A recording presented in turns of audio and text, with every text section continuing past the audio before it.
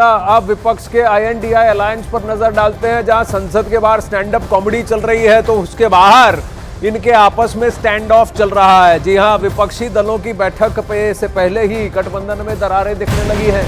एक तरफ नीतीश कुमार के JDU के अलग सुर दिख रहे हैं तो दूसरी तरफ उद्धव ठाकरे की शिवसेना के अलग सुर दिख रहे हैं। नीतीश कुमार के समर्थकों ने पटना में पोस्टर लगाकर उन्हें गठबंधन का चेहरा बनाने की मांग कर दी है, तो वहीं शिवसेना के मुखपत्र सामना में एक लेख के जरिए कांग्रेस को अहंकारी बता दिया गया है।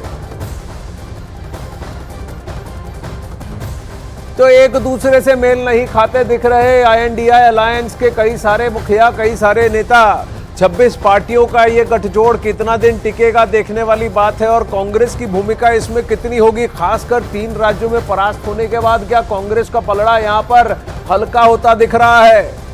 दूसरे सांसदों का वीडियो बनाते दिख रहे राहुल गांधी क्या इन सब के ऊपर टिक पाएंगे, या फिर नीतीश कुमार फिर अपनी बात मनवाने पर उतर आएंगे। देखने वाली बात है। कहीं ना कहीं कांग्रेस के खिलाफ मूड बनता हुआ दिख रहा है, चाहे वो समाजवादी पार्टी के अखिलेश यादव हो, उद्धव ठाकरे गुट के उद्धव ठाकरे, और या फिर JDU के नेता नीतीश कुमार। वहीं तृणमूल कांग्रेस ने भी कुछ ऐसे ही बांग लगाई है, जहां ये कहा है कि बिना कांग्रेस के ही हम ठीक है। नीतीश के अलग सुर, INDI पार्टियों की गठबंधन की बैठक, और कांग्रेस अहंकारी है ऐसा सामना में लिखा, यानी सामना जो कि उद्धव ठाकरे गुट शिवसेना का माउथपीस माना जाता है।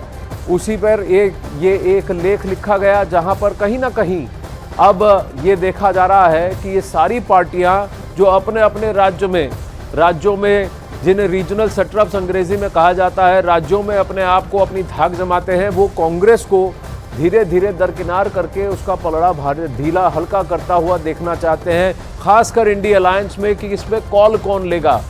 देखा जाए तो लालू यादव हो, शरद पवार हो, नीतीश कुमार हो, तेजस्वी यादव हो, हर कोई अपने आप को कांग्रेस से ज्यादा आंक रहा है।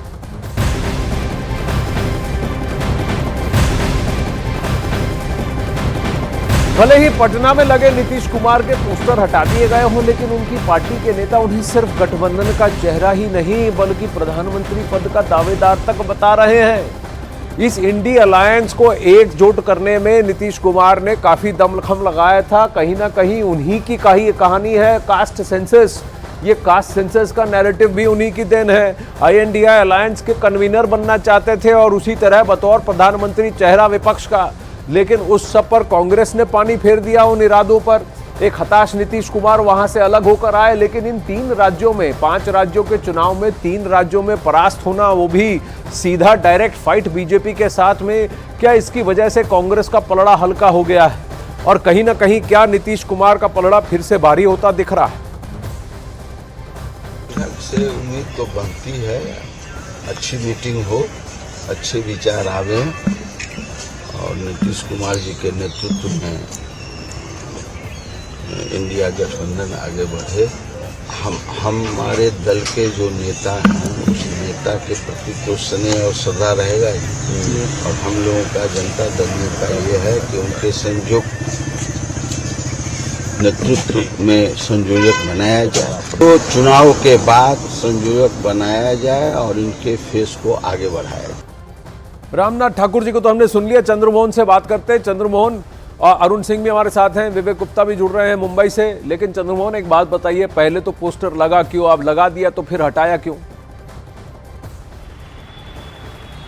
बिल्कुल, देखिए शहर में कई जगहों पर पोस्टर लगा था जहां से हटा लिया गया है, लेकिन कई ऐसे जगह हैं जहां पर पोस्टर अभी भी लगे हुए हैं। और एक तस्वीर हम आपको दिखाने की कोशिश करेंगे पटना के R ब्लॉक चौराहे की, जहां पर अभी भी ये पोस्टर लगा हुआ है। इस पोस्टर के जरिए सीधे तौर पर जो महागठबंधन के नेता और पार्टी हैं उनके ऊपर प्रेशर पॉलिटिक्स खेलने की कोशिश JDU की ओर से कही जा रही है, और ये भी साबित करने की कोशिश की जा रही है कि चित भी मेरी और पट भी मेरी। पहले पोस्टर लगे और कई जगहों से पोस्टर हटा भी दिए गए। यह दिखाने की भी कोशिश की गई कि कोई कार्यकर्ता पोस्टर लगा दिया होगा, पार्टी का उससे सरोकार नहीं है, लेकिन ये जरूर कहा जा रहा है कि नीतीश कुमार ही जो महागठबंधन ये बन रहा है उसका सूत्रधार रहे हैं। और पहली बैठक पटना ही में हुआ जब तमाम जो मोदी विरोधी पार्टियां हैं, बीजेपी विरोधी पार्टियां हैं, वो एक मंच पर एक जगह पर पहुंची थी और नीतीश कुमार के नेतृत्व में ही यह फैसला लिया गया था कि आगे भी बढ़ने की कोशिश की जाएगी।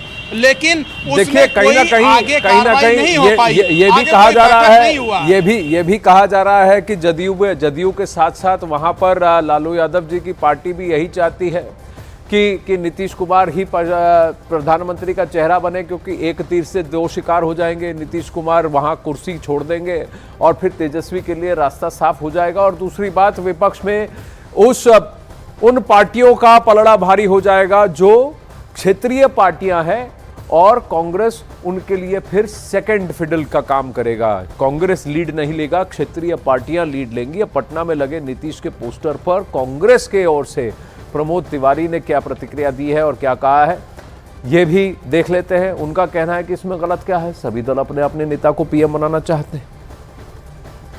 राजनीतिक सिस्टम समझिए, एक कार्यकर्ता जब आता है तो अपना जीवन अर्पित कर देता है उस पॉलिटिकल पार्टी के लिए, लीडरशिप के लिए। तो चाहे समाजवादी पार्टी हो, चाहे जनता दल हो, चाहे कांग्रेस हो, ये सारे दल अपने नेता को चाहते हैं कि वो सर्वोच्च शिखर तक पहुंचे, पार्टी शिखर तक पहुंचे। तो ये उसकी भावना है। लेकिन हमने तो इंडिया में तय किया है कि प्रधानमंत्री हम चुनाव के बाद तय करेंगे। ये इस खींचतान में अरुण सिंह कहीं ये पूरा अलायंस फट न जाए, ऐसा तो नहीं होगा? देखिए, अभी तो अलायंस इंटैक्ट है, अभी तो बात हो रही है और 27 पार्टियों के जो नेता हैं वो आज इकट्ठा होने वाले हैं 3 बजे।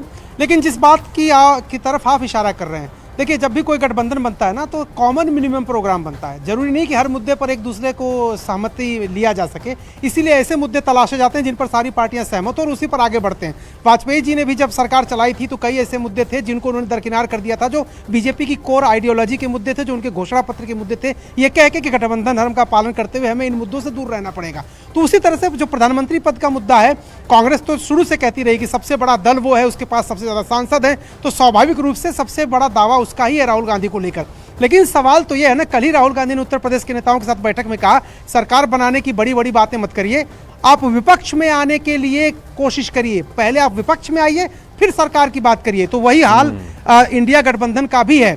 272 लाने की कोई गुंजाइश दिखे, कोई सूरत दिखे, कोई आशा दिखे, कोई उम्मीद दिखे, कोई कार्यक्रम दिखे, कोई क्रियान्वयन दिखे, तब तो आप बात करेंगे ना प्रधानमंत्री कौन बनेगा। सूत कपास जुलाहों में लट्ठम लट्ठा, ये स्थिति है। और ये इस स्थिति से आप प्रधानमंत्री नरेंद्र मोदी की जो छवि है, राम मंदिर का जो निर्माण है, 370 को हटाए जाने के बाद जो पूरे देश में माहौल बना है, और एक हिंदुत्व के पिच पर जिस तरह से बीजेपी खेल रही है, आपके पास मुश्किल ये है कि जो आपकी संख्या है विपक्ष की, इस संख्या को ही आप बरकरार रख पाइए तो बड़ी बात होगी। उसके नीचे आने की नौबत आ गई। अगर आप कोई कंस्ट्रक्टिव बड़े मुद्दे लेकर के, जनता से जुड़े मुद्दे लेकर उनके बीच नहीं जाते हैं, ये आईना है विपक्ष का। विपक्ष सिर्फ यहाँ पर संसद आप दो टूक बात कर रहे हैं अरुण, लेकिन सबसे बड़ी बात यहाँ पर क्षेत्रीय पार्टियों को अपनी अपनी जगह बचाने की है, क्योंकि तेलंगाना में जो हुआ है उसके बाद एक क्षेत्रीय पार्टी पूरी तरह ध्वंस हो चुकी है, विध्वंस हो चुका है उसका। तो ये सारी क्षेत्रीय पार्टियां साथ में मिलकर आई हैं।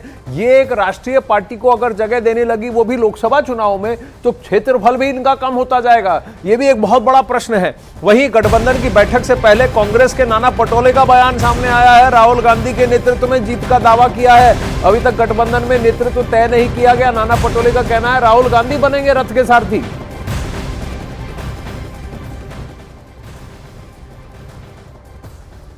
आज इंडिया अलायंस की मीटिंग है सर। आज सामना में भी बाकायदा लिखा गया है कि बहुत सारे जो अलायंस है वो एक रथ पे बैठे हैं, कहीं ना कहीं एक सारथी की जरूरत है। तो कहीं ना कहीं लगता है ये अलायंस में एक सारथी मिल जाएगा। बिल्कुल, राहुल गांधी जी की लीडरशिप में आराम से देश हम जीतेंगे और ये लोकतांत्रिक व्यवस्था को पुनः ताकत देंगे। तो राहुल गांधी सारथी बनेंगे? बिल्कुल बनेंगे। राहुल गांधी सारथी बनेंगे, लेकिन इस रथ पर घोड़ा लगेगा कि नहीं लगेगा, विवेक गुप्ता? क्योंकि सामना तो कुछ और कह रहा है। बिल्कुल आनंद, देखिए इस सामना की जो लैंग्वेज है बहुत ज्यादा हार्श है। सामना में एक लाइन बहुत इंपॉर्टेंट लिखी गई है और बहुत मायने उस लाइन के। सामना में लिखा गया है कि जब किसी किचन में 100 रसोई मिल जाते हैं तो खाना खराब हो जाता है, तो कहीं ना कहीं वो इंडिकेशन इस टाइप के है कि जो INDIA अलायंस में 28 पार्टियां हैं, तो वो इंडिकेट कर रही है कि जब एक साथ सब लोग मिल जाते हैं तो खाना खराब हो जाता है। दूसरा बड़ा आरोप लगाया है कांग्रेस के ऊपर। कांग्रेस को उस पूरे आर्टिकल में कहा गया कि अहंकार है, उन्होंने रीजनल पार्टी का सपोर्ट नहीं किया है। अगर कांग्रेस रीजनल पार्टी का सपोर्ट लेती या सपोर्ट करती तो 3 राज्यों पे जहां पर कांग्रेस की हार हुई है आज उसका रिजल्ट अलग होता। तीसरा इंपॉर्टेंट पॉइंट कहा गया है कि ये चौथी मीटिंग है। बैंगलोर में मीटिंग हुई, कोई रिजल्ट नहीं आया। पटना में मीटिंग हुई, कोई रिजल्ट नहीं आया। मुंबई में जो मीटिंग हुई थी, सबको उम्मीद था कि कन्वेयर का नाम चुना जाएगा, एक बड़ा फेस होगा जो पूरी टीम को लीड करेगा, उसका नाम चुना जाएगा। लेकिन मुंबई में भी सारी उम्मीदों पे पानी फिर गया। अब जो मीटिंग दिल्ली में हो रही है, सबकी नजरें वहीं पे है। तो कहीं ना कहीं उद्धव ठाकरे गुट और सामना ने सीधा सवाल कांग्रेस से पूछा है कि क्या आज की मीटिंग में कुछ डिसाइड होगा या नहीं होगा। देखिए, सामना में ये कहा गया है, सामना में कहा गया है कि बहुत सारे लोग बन गए तो वो